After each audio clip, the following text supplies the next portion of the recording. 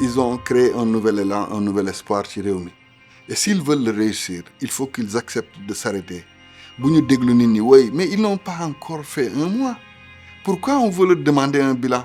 Pourquoi on veut leur demander des actions? Ils doivent même être là heure bi di xool di gëstu di xool lan moo xew ci réew mi ci gouvernement bi ci direction yi ak leneen donc mënoo leen obliger à des actions mais ci diir googu ngay profité nga def say réforme ànd ci ak sa réew nga ne lii nii de il faut ñu jaar fii pour ñu tabax réew mi boo ko defee après tu choisis les hommes et les femmes avec lesquels tu vas travailler nga def ko sereinement c'est tout. ñun ñoo soxla léegi suñu souveraineté économique ñun ñoo soxla suñu souveraineté monétaire ñun ñoo soxla moomaat suñu bopp loolu Afrique noire moo jóg c'est la nouvelle génération qui est là en Afrique noire et qui le demande ñoom bu ñu ko deful ñu jëlee leen fi c'est certain s'ils ne nous parlent pas de politique monétaire adéquate à nos besoins dinañ leen fi jëlee xam nañ ko si ils continuent à faire comme ils le faisaient comme ñeneen ñi ni ñu ko doon def avec les institutions financières partenaires ñu jëlee leen fi parce que Afrique moo ko bëggatul donc li ñuy diggee mën nañ ko def yomb naa def mais dafa am lu mu laaj comme préalable.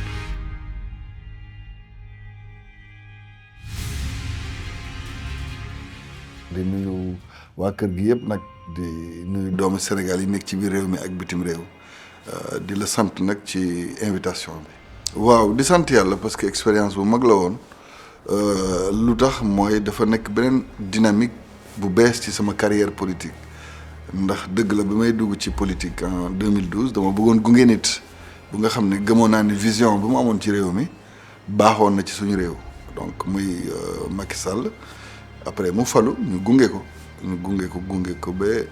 bu mu taxawee ne bokkatul ku ne nag am sañ-sañ xool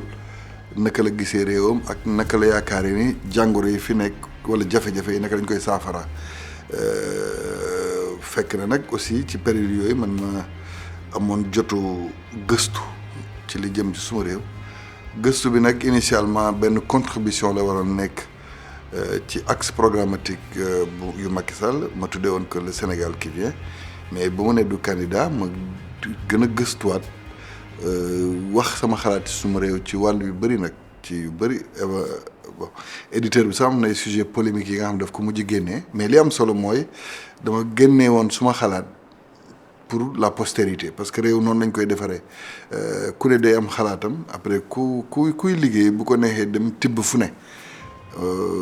mu nekkoon tamit benn expérience ci man lu bees la woon mais bi ma décliné sama candidature li ma gis mooy benn intérêt bu mu indi woon ci population yi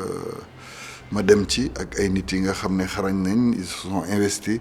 maa ngi fàttaliku ci jamono parrainage yi jusqu'à 3 heures du matin ay nit dañ doon rang ci suñu siège pour jox ñu ay parrain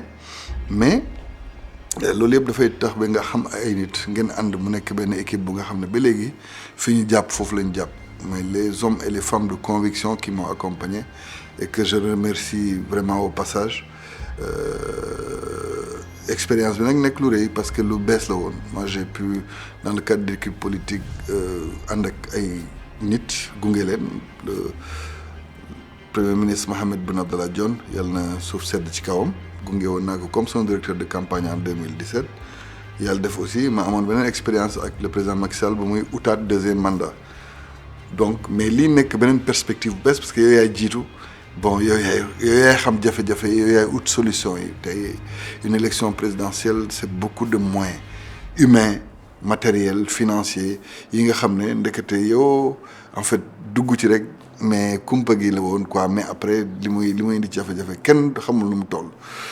bon mais li ma amal solo mooy les enseignements que j'en tire d'abord c'est ma rencontre avec les Sénégalais parce que ñu bëri si ñoom loo leen wax ci yéene bi nga am ci seen secteur ñoom dina am ay témoignages yu ñuy def ci seen activité yi nga xam ne dalay won ne ak loo munti xam-xam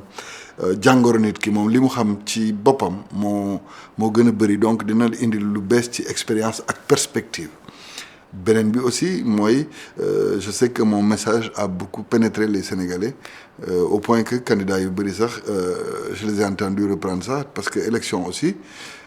même bu dee ñetti candidat la kenn la suñu borom di tànn donc mais li ma amal solo moi j'avais pensé que le premier axe prioritaire bi nga xam ne gëmoon naa ko mooy la réconciliation nationale c'était devenu un sujet de vérité dans le pays parce que réew mi tallu woon na fi nga xam ne doyoon na waat ci wàllu politique ma gëmoon il faut que ñu delloowaat Sénégal ci ni ñu ko xamee woon. Beneen bi aussi c'est des idées novatrices comme la banque des femmes comme les schémas que nous avons définis en matière de développement du secteur de l'artisanat bi nga xam ne tey gëm naa ne c'est un des secteurs les plus vitaux de notre démocratie et cetera et cetera. Mais donc yàlla may ma rek aussi ma bokk ci ñi nga xam ne fës nañ ci dans le cadre de la bataille pour le maintien du scrutin recours yi gën a bëri ñun ñoo ko def d'ailleurs par recours yi gën a bëri.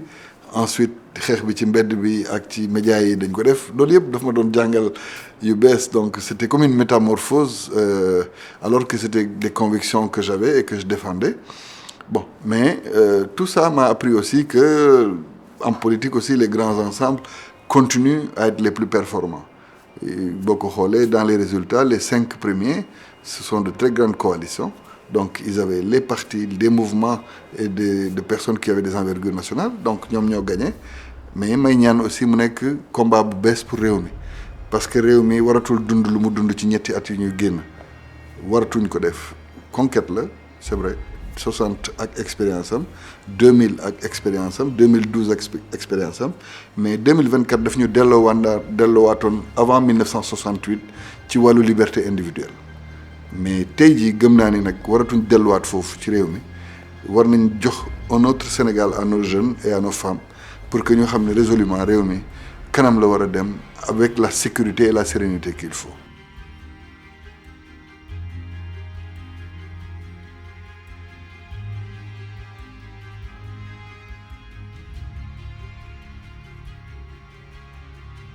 Peut-être pas en fait yaakaaruma ko woon parce que pour moi c'était l'exercice démocratique. L'exercice démocratique permet à chacun parce que ambition du délit du crime l'ambition de servir son pays c'est pas un délit c'est pas un crime donc Benno tànn na candidat mais du man rek maa fa génnoon mais bu ngeen ko seetloo bu baax beaucoup de stratégies ont été mises en place pour jéem a yàq sunu dynamique ay dugal nañu ci ay vol de clé de parrainage lu ne dégg nañ ko lu ne. Jusque même pendant la campagne électorale dans les derniers jours de campagne ñuy jéem a débaucher suma ay nit sur la base de manipulation ak de promesses ou de choses qu'ils ont faites entre eux mais ça me regarde pas mais tout ça pour jéem a affaiblir nit ki fekk nag nit ki du woon sa vrai adversaire parce que le vrai adversaire de Benno c'était la coalition Diomaye et finalement en mettant le focus en se trompant d'adversaire on s'est trompé de combat et ils ont perdu. Et bon c'est une leçon pour eux aussi parce que nit ki booy dem ci xare da ngay xam li la fa yóbbu élection yi lu bees la woon ci réew mi mooy pour une fois ku nekk sauf Senghor et Lamine Gueye mosuñu woon toog ci ay jongante yi nga xam ne ku ne day ñëw indi xalaatam wala gis-gisam sénégalais yi tànn donc lii bu amee rek day nekk lu bees li nga xam ne mënoon nañ ci profité bàyyi ñëpp wax malheureusement le pouvoir sortant n'a pas joué le jeu. Durée de campagne de 12 jours avant ça nga yóbboon ñu ci ay fitna yi nga xam ne on a perdu 4 jeunes sénégalais mais tout ça ak yi nga xam ne def nañ ko ba ça m'a surpris parce que nous étions pour moi des frères du même camp mais ça m'a conforté aussi ci décision yi ma jël parce que booy dem aussi comme on dit quoi kenn du sànni xeer ci garab bu amul mango donc boo toggee ñu lay song c'est parce que da nga nekk ci yoonu dëgg te boo nekkee ci yoonu dëgg nag da ngay nangu wéet da ngay nangu ñefe ko nga ànd ak li la suñ borom may nga jël ko nga continuer di liggéey di progresser.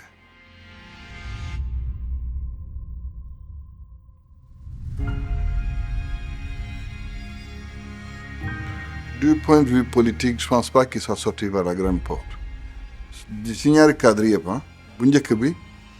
pour son propre camp. Pourquoi pour son propre camp moom bu ko wóoree ni il n'allait pas être candidat en 2024 waroon na préparer camp bi à s'habituer à un autre leader qui allait porter le combat moom pour mu falu gudd na gàtt na def na ñeenti at ci opposition bi te terewul woon liggéeyoon na juróom-ñaari at ba juróom-ñetti at dans un parti qui était au pouvoir am ci ay fonctions yu mag d'accord de ministre premier ministre président assemblée nationale donc réew mi xam ko te malgré loolu yëpp ba muy ñëw 25% la amoon au premier tour en 2012 c'est vous dire combien le chemin est long parce que réew mi dafa rëy donc pour moi bu gëmee ni du doon bokk en 2024 dès 2021 ou 2022 mënoon na préparer son successeur jox ko lenge yi naka la ñuy joxewee lenge yi mooy nga bàyyi ko nga jiital ko ñi bëgg a ànd ak moom ñi ko bëggul jàppale dem aussi y a pas de souci mais bu ko defoon dina ko doon dooleel mais boo xoolee non seulement defu ko il a attendu le dernier moment pour le faire et loolu tax na ba finalement ñu foog ne waa Benno déggoowuñu mais ni waa Benno ñàkkee déggoo noonu la waa Aar Sénégal tamit bañoon déggoo n'est-ce pas plutôt Yewwi Askan Wi dañoo tasoon parce qu'il y avait au départ une intercoalition Yewwi Wàllu après c'est devenu Yewwi après entre Yewwi même mu tas n'est-ce pas donc tas bi amul problème waaye mais nga bàyyi nit ki mu inscrire dans le long terme et malheureusement il n'a pas fait ça pour son candidat et ça a été fatal nga ñëw bi ci biir campagne bi nga jiñ sa candidat bi de corruption de magistrat nga jóge foofu ñuy naan woy dimbaliwu ko mu ngi koy dimbali woy nee na léegi yeewi na nit ñi pour ñu jàppale ko mais tout ça a quand même été très très mauvais pour son camp te aujourd'hui pour moi la contre-performance de son camp vient de ça fondamentalement parce que président Macky Sall dafa toogoon ci benn électorat bu wóor bu nga xam ne buñ ko gisoon ni Ousmane Sonko gunge woon candidat am gëm naa ne élection yi xëy na sax ñële mën nañ gagner de mais du doon yombee nii mais il a pas fait et il s'est retrouvé seul premièrement pour le Sénégal aussi je ne pense pas que ni mu mujjee rafet na parce que le 3 juillet dañ ko inscriroon ci suñu annales mooy si suñu avancée démocratique parce que histoire dañ koy nettali ji tôt ou tard réew mi dafa jege woon ci comment on dit régime partisan benn ñu jógee fa an ubbi benn démocratie bu ñuy limité ba mu amoon sax ay partis yi nekkoon clandestinité après mu am multipartisme intégral ci lañ xamee alternance ñu xamee une deuxième alternance donc pour ñun léegi lépp waroon yomb ci wàllu démocratie bu ñu doon comparer on nous comparait aux pays européens en matière de modèle démocratique mais ñu ñëw le Sénégal s'est réjoui qu'il ne soit pas candidat bon après nga ñëw on déroule un processus nga taxaw ne élection yi du am nga bëgg yóbbu ba mois de décembre loolu nekk nag benn balafre benn cicatrice bu mu bàyyi ci génnin bi te génnin boobu waroon na ñaaw trop bu dee bànqaas yi yor réew mi mooy ay conseil constitutionnel ay yooyu taxawuñu woon ni mu waree ak sénégalais yi taxawuñu woon ni mu waree te nag gëm naa ni amoon na nu mu doon demee sax ñoom bu leen neexoon élection yi ñu pousse ko mais il y a eu d'autres personnes qui devaient être complices dans le report qui ont refusé ñu taxaw ñoom ñu dem ci jongante yàlla may leen ndam donc loolu yëpp indi na daal liggéey bu dee liggéey la woon gëm naa ni liggéey na parce que même booy déglu les commentaires gars yi dañ leen di wax waaw Macky Sall defar na leen tali yi defar na leen lii defar na leen lii léegi yéen lii moo leen dese donc il a beaucoup travaillé mais ce qu'on lui a toujours reproché mooy son bilan immatériel dafa ànd ak moom ba bu muy génn te nit nag boo jiitee njaboot waxuma la sa parti wala sa coalition mais boo jiitee réew destin wu ñëpp nga yor da ngay fexe ba bu ëllëgee sa woy rafet sa jëw rafet te génnin bi nag indi na ay lënt nag ci li nga xam ne moo ko waroon bàyyi comme héritage ci réew mi. Je ne sais pas on ne s'est pas parlé depuis la campagne électorale mais bu ñu gisante dinañ ñëwante correctement dinaa ko jox cëru kilifa bi nga xam ne parce que man du ma fëkk jëf je l'ai toujours dit suma mag la suma kilifa la bu ma ko gisee dinaa ko jox cër googu mais gëw ma ni ci wàllu compagnonnage politique man dinaa àndaat ak moom di ma nekkaat ci ginnaawam c'est pas possible. En tout cas même bu dee teyu ko actionnaire la ci waxuma la parce que nit tamit doo jël nit jàkkaarloog moom ay fukki at lu ne ngeen tegante ko ngeen ne da koy servir sur un plateau d'argent un pouvoir gëwuma loolu bu doon tu allais me permettre l'expression damay naan perversion mënul weesu loolu mënuma gëm ni moom mënoon na jàppale ñooñu pour ñu falu non mais même sans faire exprès dafa nekkoon seen directeur de campagne et puis pas moom rek ah vraiment l'appareil Benno a mal géré le processus Pastef dafa ñëw indi discours ñun yi nga xam ne ministère en fait fonctionnaire lañ on le connaît c'est les politiques publiques mais au lieu ñu tontu leen sur les questions de politique publique on était dans l'émotion ku wax ci waxu redressement fiscal doo expliquer Sénégalais yi lu redressement fiscal dama doon fàttaliku bu ñu taxawee Ousmane Sonko mënoon taxaw ne wuy nit ki fayul impôt rek ñëpp xalab waa ji mais mënoon nga ko wax ni si c'est ça tous les Sénégalais sont des délinquants fiscaux parce que loolu ñun mooy sunu liggéey est-ce que yaa ngi comprendre au lieu que ñu indiwaat les arguments pour répondre sur les questions de politique publique ñu jël ko saa yu waxaan wala ay nitam ñu saaga xas après mu dem ci yeneen sujets yi nga xam ne bëgguma ko aborder fii qui touche la dignité humaine donc victime nga jóge foofu ñu exacerber loolu avec les événements de mars 2021 avec ceux de juin 2023 donc nga yóbbu leen kaso ñu dem ci processus électoral nga tere un candidat c'est-à-dire quelqu'un qui a toujours dit man de mënu leen ma teg benn daan ci wàllu luubal reyul kenn sàccul kenn taxaw nga jël ko ci ay wàllu diffamation nga tere ko nekk candidat à une élection présidentielle donc finalement les Sénégalais ont dit xëy na kii moo nekk ci dëgg son candidat qu'il a choisi il était en prison nga ñëw libérer ko en pleine campagne électorale nga indil ko beneen regain alors que ñun avant même la campagne on avait dit na ko libérer parce que je considère que si les Sénégalais avaient écouté Bassirou Diomaye Faye 1 mois ou 2 xëy na am na ñi koy tànn parce que ñoom gëmoon nañ seen projet mais am na ñi nga xam ne dinañ doon am xel ñaar mais après dafa nekkoon benn mërirandoo bi nga xam ne ful bi dem na ñëpp ànd ci candidat yi recalé ñëpp tam enfin mu nekkoon benn vague quoi mais loolu yëpp li ko indi mooy benn stratégie bu nga xam ne c'était pas la réponse à apporter à quelqu'un qui était dans l'opposition et qui vous faisait face boo ko xoolee tuuti bu ma koy comparer da ngay xool les extrêmes en Europe niñ leen di tontoo dañ leen di mel ni lu leen di xas wala lu leen di saaga boo xoolee le Rassemblement national à chaque fois que le gouvernement y répond da leen di xas vous êtes des racistes wax leen ay wax yu ñaaw mais loolu day gën a conforter seen position te ñoom dañuy continuer di màgg c'est ce qui a amené quelqu'un comme Bolsonaro au pouvoir c'est ce qui a amené Trump au pouvoir et c'est qu'aujourd'hui il faut savoir donner des réponses appropriées et ils ne l'ont pas fait ils n'ont pas donné des réponses appropriées joxewuñu aussi les actions qu'il fallait et finalement c'est arrivé c'est tout.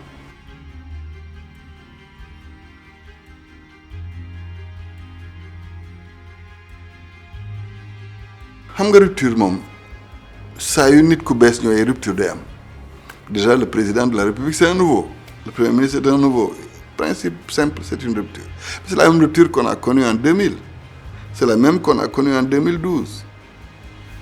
quand les slogans sortent c'est ça la rupture mooy da ngay ñëw nga joxe say intention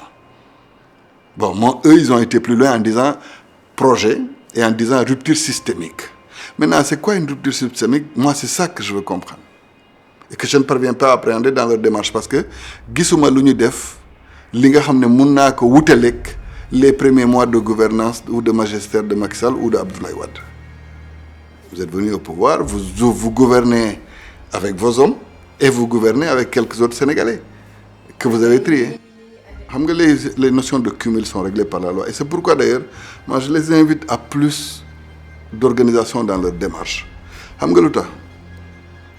le cumul est réglé par la loi aujourd'hui bu ñu la boo dee député bu ñu la falee ministre ci saa si da ngay perdre sa mandat député un maire qui devient ministre boo ko waxee mu démissionner c'est pas la loi qui le fait yow yaa xam ni yow yaa am pouvoir da ngay jël wala nga bàyyi loolu moo fi nekk ku bëgg a nekk ministre nekk waa léegi boo jëlee nit ki mu nekkoon maire dans une localité nga jël ko tabb ko ministre semaine bi ci topp nga jëlee ko fa fekk démissionné na mairie xam nga perte loo nga ko 10 perte loo ko les teg ci wàllu liggéey bu mu doon def pour soit goxam wala réewam donc pour moi c'est des sujets yi nga xam ne ñoom ci projet bu ñu jaay Sénégal ils en ont parlé du dëgg donc puisqu'ils en ont parlé ils doivent s'organiser pour faire les réformes qu'il faut dire que nangootuñu nit nekk ministre nekk maire donc boo nekkee ministre da ngay bàyyi sa poste de maire boobu buñ la jëlee waatee ministre nag bu la neexee mën nga delluwaat ton poste comme ça se fait dans d'autres pays d'accord mais il y a beaucoup d'intentions qui sortent qui ne sont pas organisées par la loi et c'est pourquoi moi je dis ci seen approche bu ñu bëggee rupture bi ñuy wax je suis d'accord sur eux sur beaucoup de sujets ils ont parlé d'une réforme institutionnelle du dëgg donc si tu veux supprimer certaines institutions lu mu gën a ndaw benn loi organique ngay laal donc am yi nga xam ne il faut nga changer constitution bi moi j'aurais prôné à leur place un vrai discours lucide en disant aux Sénégalais ñun de on a proposé une rupture systémique ça demande que ñu changer suñu ay institutions ça demande que ñu réformer yenn structures yi comme ay fonctionnement magistrature fonctionnement yenn institutions yi am na yi nga xam ne da ngay wàññi pouvoir du président pour jox ko premier ministre ak yeneen donc loolu dafay laaj nga tëgg constitution bu bees taxawal ci loolu nga tëgg constitution bu méngoog projet bi nga jaay sénégalais bu boobaa toutes les questions yi nga xam ne yow yaa ko bëgg porter sa bopp di nga ko régler boo ko defee c'est la première séquence là qu'ils doivent réussir. Moi j'ai l'impression qu'ils ont peur du calendrier. C'est-à-dire qu'ils donnent l'impression de ne pas avoir du temps. Et ils ont du temps. Maintenant le temps, si on ne l'a pas, on se le crée. Gis nga soxna si nit mënul feebar tey nga yóbbu ko hôpital tey faj ko tey mu wér tey mënul nekk. Sénégal fu mu toll tey ñoom niñ ko bëggee buñ ko bëggee liggéey ni ñu ñeme taxaw wax ak Sénégalais yi dëgg ne leen nag li ñu leen dig mën nañ ko def mais du tey lay sotti day jaar fii ak fii ak fii ak fii nga ñeme ko def nga ñeme dem tëgg constitution bu bees boo bëggee exercer pouvoir il faut nga am doole assemblée nationale ils ont pas de force à l'assemblée nationale donc si ñu demee tëgg constitution bu bees créer seen institution yu bees mais xam nga ni naturellement bu ñu demaatee ci yeneen jongante tey pour tànn ay député wala ay parlementaires sénégalais dinañ leen jox majorité c'est normal donc ils n'ont qu'à s'arrêter faire les réformes qu'il faut bu waree jaar ci référendum ñu jaar ci référendum après ci diggante bi ils essaient de voir avec les institutions partenaires naka la ñuy wàññee dund gi li ci des ñu bàyyi ko ba ñu jekku ñoom ci wàllu institution ak ci wàllu doxalin ñu def ko man loolu laa gëm sinon li fi am mooy li fi amoon da ngay ñëw diggee rupture nga indi ñu bees au bout de quelques mois d'ailleurs nga dindi leen parce que le gouvernement il va être politique n'importe comment bu la kenn nax Abdoulaye defoon na ko fi Macky Sall defoon na ko fi mais après tu gouvernes avec tes hommes c'est comme ça donc et finalement le train du départ et c'est ça que je n'ai pas envie qu'il rate parce que ils ont créé un nouvel élan un nouvel espoir ci réew mi et s'ils veulent le réussir il faut qu'ils acceptent de s'arrêter bu ñu déglu nit ñi oui mais ils n'ont pas encore fait un mois pourquoi on veut leur demander un bilan pourquoi on veut leur demander des actions ils doivent même être là heure bi di xool di gëstu di xool lan moo xew ci réew mi ci gouvernement bi ci direction yi ak leneen donc mënoo leen obliger à des actions mais ci diir googu ngay profité nga def say réforme andi ci ak sa réew nga ne lii nii de il faut ñu jaar fii pour ñu tabax réew mi boo ko defee après tu choisis les hommes et les femmes avec lesquels tu vas travailler nga def ko sereinement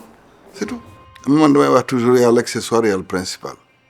l'accessoire est le principal donc le slogan il est bon soppi amoon na fi Macky Sall waxoon na fi la patrie avant le parti ñoom it ñu ne jub jubal jubante encore que foofu il faut ñu fay ay droits d'auteur parce que c'était mon slogan de campagne mais c'est tant mieux ça veut dire que c'était une bonne chose pour mon pays mais je dis tout ça li ñu diggee gëm naa ni man parce que moi je suis un Sénégalais avant d'être un responsable politique gëm naa ni li ñu diggee bëriwul gëm naa ni c'est réaliste et c'est réalisable très honnêtement je suis pas d'accord sur 2 ou 3 choix comme le système de ticket président vice-président qui est à mon avis une aberration d'accord mais à part sujet boobu je ne vois même pas de point de discordance bi may am ak ñoom parce que ñun ñoo soxla léegi suñu souveraineté économique ñun ñoo soxla suñu souveraineté monétaire ñun ñoo soxla moomaat suñu bopp loolu Afrique noire moo jóg c'est la nouvelle génération qui est là en Afrique noire et qui le demande ñoom bu ñu ko deful ñu jëlee leen fi c'est certain s'ils ne nous parlent pas de politique monétaire adéquate à nos besoins dinañ leen fi jëlee xam nañ ko si ils continuent à faire comme ils le faisaient comme ñeneen ñi ni ñu ko doon def avec les institutions financières partenaires ñu jëlee leen fi parce que Afrique moo ko bëggatul donc li ñuy diggee mën nañ ko def yomb naa def mais dafa am lu mu laaj comme préalable mooy il faut nga jox sa bopp les moyens qu'il faut pour que nga mun ko def te loolu nag dafay jaar nécessairement par une réforme tey jii mënoo taxaw nga ne da ngay woote nga benn concertation sur la vie chère nga da ngay woote waat beneen concertation sur le système politique nga bëgg a woote waat concertation sur la réforme judiciaire mais finalement où est ton programme politique c'est ça que les Sénégalais vont leur dire j'ai pas dit qu'ils n'ont pas de programme politique mais les Sénégalais vont dire mais finalement ñi ana seen programme ñoom ñoo ne woon mën nañ mais bu ñu mënee nañ doxal mais pour ñu doxal ñoom ñoo war a xam ne lenn rek moo leen mën doxalloo mooy ñu teg lépp luy kuréel ak matuwaay bu ñuy soxla ci wàllu yoon pour ñu doxal bu ñu ko defee rek ñu am jàmm mais bu ñu ko deful ils vont tourner en rond et dans 3 mois fii dans 2 mois on est en plein hivernage Sénégal lu muy dund ci wàllu koom ralentissement économique buy am ci réew mi diggante mois de juillet ba septembre ci ki nga xam ne yaa ngi soog a faluwaat ak li nga diggee woon yëpp doo ci mën def dara day compliqué xam nga te léegi ci période diir gi la ñu waroon profité ñoom def seen i réforme yu mag tëggaat constitution bu bees def lépp lu war ci texte ba mun rafet après nga déroulé te bu boobaa day yomb si ñoom parce que li ñu bëgg ñun ñëpp a ci ànd donc bu ñu bëggee doxal loolu bu ñu bëggoon si mbedd yi pour ñu marché ak ñoom dañ koy def mais yoon bi ñu jël nii damay ragal mu nekk un exercice individuel maanaam nga foog ni ba léegi yaa ngi war a toog ci yoonu ñaxtu te pourtant nekkatoo ci yoonu ñaxtu yooyu yaay doxal tu n'es plus là pour nous dire waaye waratul demee nii yow yaa war a mun xaw ma ndax naka laa koy expliquer démb yaa ngi doon wax ni bëggoo woon réew mi demee nii d'accord na ñu fal la mais kon kay mënatoo taxaw di ñu naan bëgguñu réew mi demee nii dafa war a demee ni mu war a demee comme ni nga ko bëggee yow yaay dogal na ñu dogal donc beneen bi aussi mooy yi nga doon wax y a des sujets qui sont impertinents parce que ñun gënuñu avancer ay réew comme ay États-Unis comme ay France mais boo toogee aujourd'hui Wikileaks c'est quoi c'est un lanceur d'alerte mais da ngeen foog ni américain amuñu démocratie mais perception bu Sénégal bi am ci lanceur d'alerte dañ ko moytu attention il faut faire très attention il faut pas leur donner des droits qu'ils ne peuvent pas avoir parce que bés bu ñu toogee fii gis nga ñii nii ils sont aujourd'hui au gouvernement n'est-ce pas la coalition Diomaye le jour où on sortira des secrets militaires benn lanceur d'alerte génnee ko ñoom mënuñu tere justice jàpp ñooñu le président de la République ne peut pas empêcher l'armée ou la justice de s'autosaisir de certaines questions qui sont des secrets de défense mais comment le faire comprendre aux Sénégalais mais ñun tollooguñu foofu il y a combien de lanceurs d'alerte dans nos pays ñële ils sortent des secrets de défense mais seen démocratie moo toll foofu ñun le gars il pense que c'est le moyen qu'il a pour insulter qui il veut boo bëggul dit ki nga fay benn gain mu wax ci moom lu ko neex il faut faire très attention et puis c'est pas notre priorité les gens ont besoin de manger les gens ont besoin de boire nit ñi dañoo bëgg a faju dañoo bëgg a jàngi dañoo bëgg il y a des priorités boo woote woon concertation ci ay abri provisoire wala nga wax naka la ñuy dimbalee artisans yi wala mool yi wala yeneen ñu comprendre mais des sujets yi nga xam ne c'est comme su dee yow ñi la doon ñëfeel démb ak barki dem nga bëgg a jox tuuti dëgg alors que on sait tous qu'il y a beaucoup de manipulation dans les médias sociaux c'est grave ku bëgg a def lanceur d'alerte la presse a joué la presse sénégalaise c'est elle qui a été le premier input de la première alternance bu ngeen ko xamul ñun suñu génération xam nañ ne en 2000 ñu ngi koy fàttali ko ba ci rajo yi fi nekkoon ñoom ñoo doon joxe résultats yi li mu instantané moo indi alternance boobu 2012 xeex boobu la 2024 bi tamit xam ngeen ci li ci presse bi def donc si c'est des lanceurs d'alerte le média est déjà un lanceur d'alerte d'office mais ne donne pas à des gens des pouvoirs qu'ils ne doivent pas avoir il faut nga xam tamit peuple bi nga am moi j'ai pas dit qu'on ne doit pas il faut que les gens ñi di nga xam ne ils ont des informations qui sont claires sur la prévarication de ressources publiques d'accord na ñu wax ko mais attention yeewu nañ fi di wax ni président signé na dara ay kayit yi nga xam ne du dëgg ils ont ci preuve il faut faire très attention moi je dis la priorité de mon pays aujourd'hui c'est de se réconcilier benn ñaar les gens ils connaissent leur priorité nit ñi dañoo bëgg liggéey jeunes yi ñoo leen fal jeunes yi ñoo leen gën a fal que ñeneen ils ont envie de travailler nañu xool naka la ñuy soulager la jeunesse de notre pays ñu réfléchir à tous ces sujets là ñu indi ci dogal yi nga xam ne mu ngi woon bokk ci seen programme te depuis le début c'est une génération de jeunes qui a pu concevoir pour notre pays ne ñu génnee seen idées yooyu ñu liggéey il faut qu'il y ait des redditions de compte nit nag bu ñu la dénkee nag liggéey il faut ñu natt ko il faut ñu càmbar ko c'est normal et eux ils savent ce que ça veut dire parce que bu la kenn nax ça pollue aussi une gouvernance xam nga Abdoulaye Wade ba mu ñëwee fii falu moom it defoon na sa reddition de compte boo ngeen fàttali ko jamono boobu on parlait des licences de pêche mais fu mu yàqulee mooy fu nga xam ne daf ko def une arme politique du dëgg Macky Sall a fait la même chose mais quand il en a fait une arme politique une fois ça a marché une deuxième fois ça a marché une troisième fois ça n'a pas marché du dëgg ñoom it ce sera la même chose dafa am ay kuréel yi nga xam ne suñu réew moo ko fi teg OFNAC ci la bokk CENTIF ci la bokk Cour des comptes ci la bokk GE ci la bokk et cetera am ay liggéey yu ñuy def ñoom bu ñu paree dañuy bind lu leer kii kat war na fay wala kii war nañ ko yóbbu ci procureur li dul yoon mooy nga téye liggéey yooyu nga ne duñ ko avancer loo nañu bàyyi les corps de contrôle faire leur travail correctement ku yoreel réew mi nga fay boo mënul fay nga dem lijjanti ji ko c'est comme ça que ça va se faire maintenant c'est une exigence s'ils le font pas ils savent qu'ils vont avoir des problèmes parce que ñoom ñoo ko diggee loolu la ñëpp a bëgg mais xam nga confusion moo bëri ci réew mi Bassirou Diomaye Faye fii la dëkkoon fi mu dëkkoon kenn xamu ko tey ñu ngi naan ñu ngi King Fahd du dëgg voilà le Sénégal on oublie que dafa am mbubb booy sol ñu gis la oto ñu gis la kër ñu foog ni yaa ko moom fekk boo moo ko fekk Sénégal a ko moom loolu nag mooy jumloo ndaw ñu bëri bu ëllëgee dinañ gis sama rakk yooyu nga xam ne ñu ngi ci gouvernement bi Birame Souleye El Malick ay yooyu yor ay 4x4 wala téeméeri 4x4 topp leen ñu ne woy gis nga ñu ngi lekk suñu xaalis mais suñu xaalis dañ ko war a lekk parce que réew tamit dafa am nu muy mel comprendre il faut pas qu'on confonde li nga xam ne prestige yu état la mooy gunge ji ñii nga xam ne ñoom la ñu fal comme ay ministres ay directeurs généraux ak li nit ki moomal boppam te loolu nag mooy nax ñu bëri tey jii ñu bëri ñu ngi njort ci ñoom ni am nañ xaalis wala am nañ ay bien wala am nañ oto fekk amuñu ko donc mais je sais que ñoom liñ ci bëgg mooy d'abord l'aspect pédagogique il faut que mu réussir une bonne fois pour toutes kumba am ndey kumba amul ndey bokk ci parce que je ne vois pas man de gëm naa ne Bassirou Diomaye bi ma xam ak Ousmane Sonko ak ñi ma xam foofu bés bu ñu toogee ñu ne leen benn membre seen coalition dafa amoon benn rapport bu ko toppoon mais tey mu ngi ci seen coalition gëm naa ne duñ ko protéger loolu moom mun naa ko seede ci ñoom donc au moins je suis rassuré sur une chose mooy ils vont traiter tous les Sénégalais de la même façon s'ils ne le font pas xam nañ li leen di xaar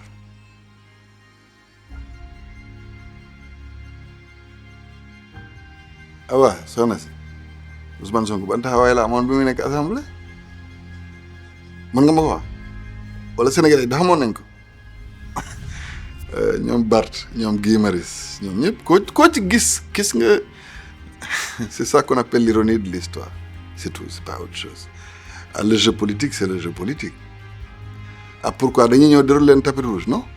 c'est un premier ministre il vient faire sa déclaration de politique générale mais il doit s'attendre à ce qu'il y ait des gens comme Ousmane Sonko qui étaient en face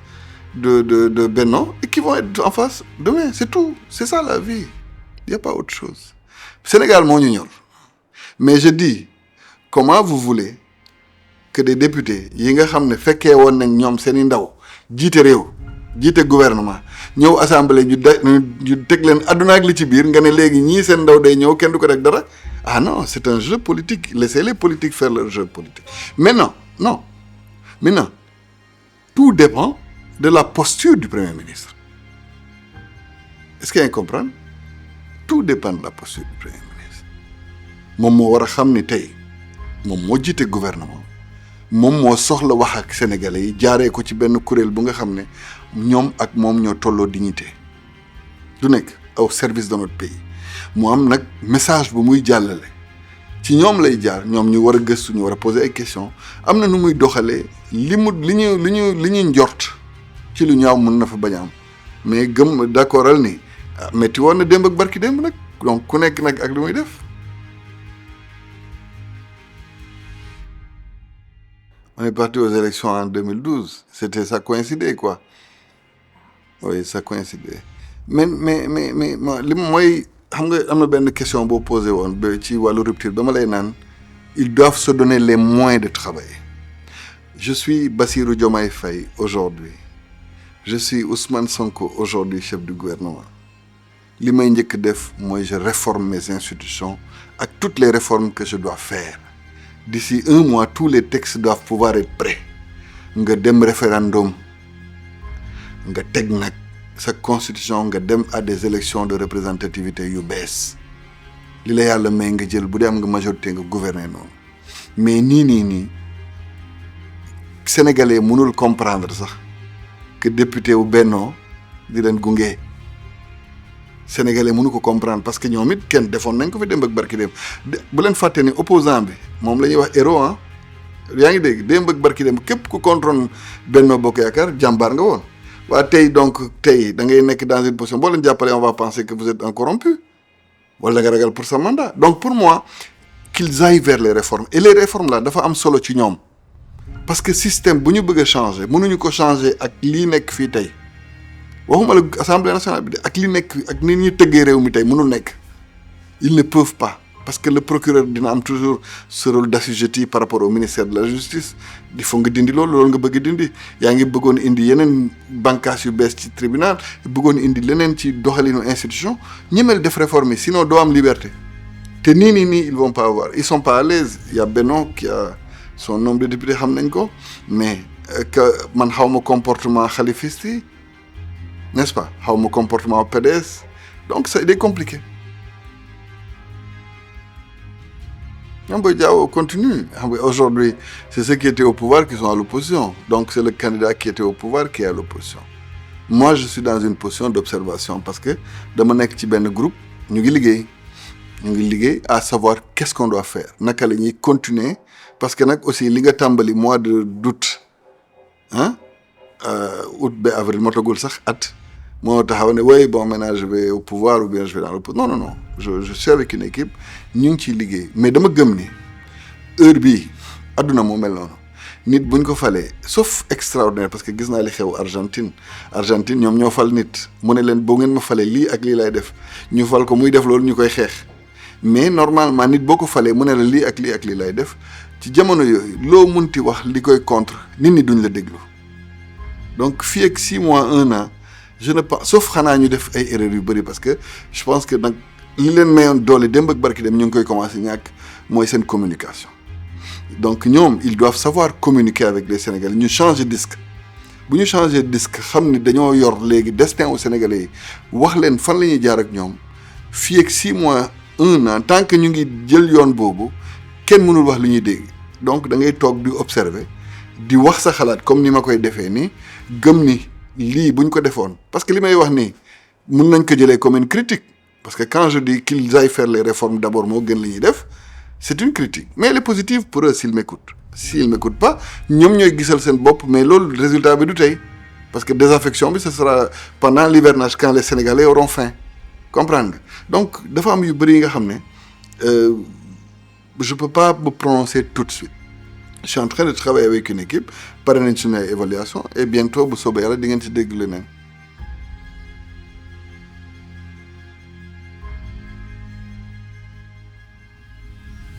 waaw loolu waxoon naa ci waxaat ci wax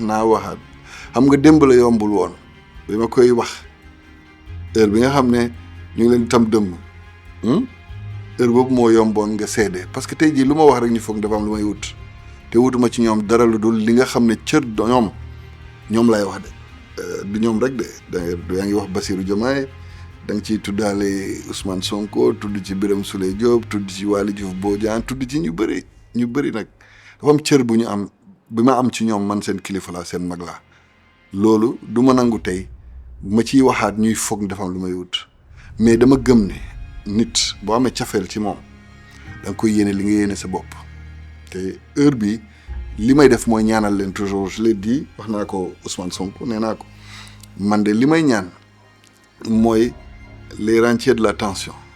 mooy ñi nga xam ne tey il faut ñu dem ci Diomaye ne ko waaye gis nga Sonko ba léegi moo la yilif wala dem ci Sonko di ko naan yow la Sénégalais yi àndal nga bàyyi kii jiite ñooñu lay bañ ñu yàq seen diggante parce que dañoo bëri man tudd naa ñeent mënoon naa tuddal le ministre des finances Cheikh Diba ñoom ñëpp sumay rakk lañ donc mais dama bëgg rek ñoom ñu xam ne politique jiituwul woon ci seen relation dafa am li taxoon ñu ànd xaritoo la woon après gëm benn projet ànd ko ba tey yàlla indi mu sotti mais nañu fexe ba bu ñu ciy jógee ëllëg lii nga xam ne ñoom àndoon nañ ko seen i xarit ànd ko seen jabar yi ànd ko seen i doom ànd ko ñu bañ ko ñàkk nañu fexe rek préserver loolu man loolu laa leen mën wax soo may wax témoignage sur mes relations avec eux loolu laa lay wax parce que jarutul may wax ni samay rakk lañ wala samay xarit loolu Sénégal yëpp xam nañ ko mais je sais que c'est une période très délicate ku nekk xam nga nag pouvoir dafay xaw a dofloo nit donc nga nekkoon dans l'anonymat nga yeewu nekk ministre wala nga nekk njiitu réew wala nga nekk premier ministre dafay nekk lu rëy ci doomu aadama bu mu munti doon bu la kenn nax mais boo fàttee li taxoon nga nekk ko wala li doon tënk sa àdduna benn bés di nga ci pare nga weet bëgg a seeti xarit doo gis xarit te loolu nag yàlla na ci yàlla musal donc ñoom man loolu laa leen di ñaanal daal ñu bañ a fàtte ni ay xarit lañ ay doomu ndey lañ woon ñoom bala ñuy egg fii. waaw li may wax rek mooy sénégalais yi aussi nañu xaw ma man sama wolof damay bañ ñu wax ko ñu jël ko nee na daal nañu bàyyi ñii ñu nooyi tuuti waaw nañ leen may xam ni parce que xam nga tamit dama xam population nu mu mel nga fal nit tey rek da ngay foog ni lépp dafa war a sotti tey qu'on leur lâche un peu ñu respirer ils ont trop de pression et c'est pas bon. Beaucoup de médias, c'est positif, hein. Moi je dirais que c'est des malades. Beaucoup de médias leur mettent tout de suite la pression. Xam nga les politiques boo xamee bu baax politique xam nga ni ñu bëri jóge nañ ci ay réew yu bëri ci àdduna bi ñëw Sénégal di xaar poste ñi fi nekkoon di xeex ak ñoom di xaar poste dina métti ba ñu fàtte jafe-jafe sénégalais yi donc sénégalais yi nañu bàyyi ñii ñu jël seeni marque ñu seetaan tuuti ñu xool naka la ñuy def parce que gëm naa ni bu dee yéene bi la ñoom am nañ ko. Mais qu'on les lâche un peu, qu'on les oublie. Nous il faut, parce que il faut que ça se digère. Il faut nous digérer d'abord ce qu'ils donnent pour nous liguer. Mais si nous les mettons pression, ils vont prendre des décisions qui vont être malheureuses pour le pays. Et yakar bu melni bu gawé tass rek benen musiba lay indi suñu réew mi. Té nak aussi vraiment que les Sénégalais comprennent qu'ils n'ont pas le droit de certains comportements. Parce que buñu fogné Bassirou Diomaye mo fi nek wala Ousmane Sonko moo fi nekk mooy tax ba nit bu ne lu bu ko neexee lakk ay bus ñu seetaan ko il faut que les jeunes soient conscients parce que ñoom la ñuy bëgg tabaxal réew mi donc j'ai vu que maintenant à chaque fois qu'il y a un événement très souvent dinañ yeewu lakk ay bus wala di lakk ay pneu mais bu dee jaru ko bu dee pour defar la nit ki mënul yeewu rek foog ne on va être dans un pays de non droit nañu may ñii ñu liggéey nañ leen bàyyi ñu ànd ak seen xel bu dal ñu may leen ñu digérer mais aussi ñu xam ne réew bu ñu koy tabax ñun ñëpp a ciy bokk. kuy wax li nga xam ne d'accordul ak kuy wax ni d'accord na kuy jëf lu baax ak kuy jëf lu bon nga jubbanti yépp nga ànd ak moom réew da nga koy jubal réew da nga koy jubbanti mais lépp nag ñoom li leen war mooy humilité te nag buñ ko ñàkkee ñàkk lépp mooy wàccee sa bopp ba xam sa askan li mu bëgg nga mën wax ak moom nga tolloog moom nga xam li ngay wax ak moom loolu laa amoon comme dernier message. non yéen moom non dama leen di beral loxo parce que xam nga je l'ai toujours dit j'ai dit qu'il faut compter sur le génie sénégalais man loolu laa gëm Sénégal dañuy génnee marque portable bu bees weer topp ci doomu Sénégal di ko defar jàngiwul benn école technologie bu muy defaree portable aujourd'hui Sénépeople c'est un peu ça vous êtes venus avec de nouvelles idées avec de nouvelles créations bu ngeen xooloon seen niveau de pénétration ci espace média Sénégal di ngeen xam ni vous êtes des jeunes et aujourd'hui mais li ngeen rawee gars yi yéen a ko liggéey donc ma leen ci encouragé aussi man loolu laa gëm ma je crois que bés bu ñu toogee ba doomu Sénégal bu ne ñu jox ko opportunité mu mun liggéey ci li mu miin li mu xam wala li mu bëgg a def gëm naan réew mi dina dem kanam affaire bi du ay investissement du ay chiffres yu rafet mayel mool bi mu mun nappi mayel artisan bi mun defar ay dàllam wala ay cumuwaaram ak yooyu mayel béykat bi mun béy normal mayel sàmmkat bi et cetera mayel le jeune buy jaay mouchoir nu muy jaayee et cetera loolu mooy Sénégal rendons notre Sénégal des possibles vous êtes un exemple et je sais que d'ici quelque temps vous verrez que di ngeen dépasser de loin cadre bi parce que vous avez créé beaucoup de concepts yi nga xam ne beaucoup de gens les suivent et vous avez été originaux pendant la campagne donc bravo